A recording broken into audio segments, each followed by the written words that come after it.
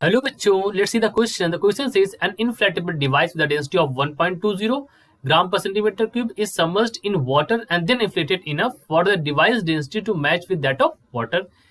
What is the ratio of the expanded volume to the full volume of the device? Okay.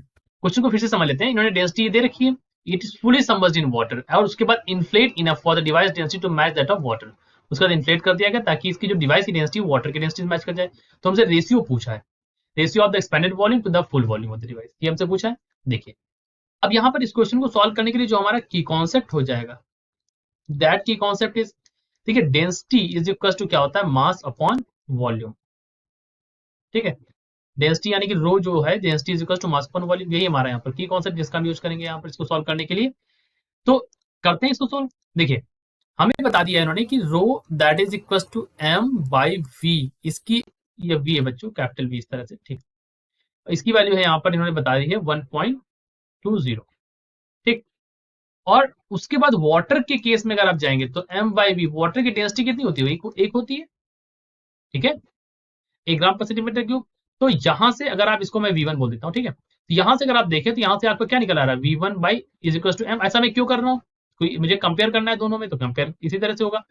तो अब आप देख लीजिए यहाँ पर, तो यहाँ से V की वैल्यू कितनी आ जाएगी, यहाँ से V की वैल्यू आ जाएगी m बाई 1.2. यहाँ से V की वैल्यू आई m बाई 1 आ जाएगी. ऐसे आप लिख दो चाहो, या आप सीधे ऐसे लिख दो, कोई फर्क नहीं पड़ेगा, मतलब m ही लिखा हुआ है इसलिए. तो अब आपको क्या करना है, रेशियो निकालना है.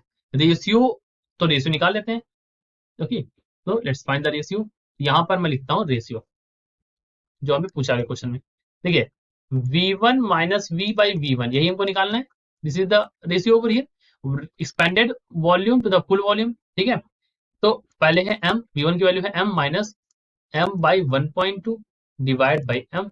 सो सब में से m आप हटा दीजिए, तो m हमारा कट जाएगा, यहाँ से कॉमन लेकर आप हटा सकते हैं, तो वैल्यू हो जाएगी 1.2 माइनस 1 बाई 1.2, यानी कि यहाँ पर आ गया 0.2 बाई 1.2. हटा दीजिए इसको, तो सॉल्व करने पर जो वैल्यू आ जाएगी, ये आ जाएगी 0.167 लिख लेंगे इसको. ठीक है, तो हमारा आंसर आ जाएगा, यही हमसे रेशियो में पूछा गया था, this is our answer. Okay, so I hope you understood it well. Best of luck.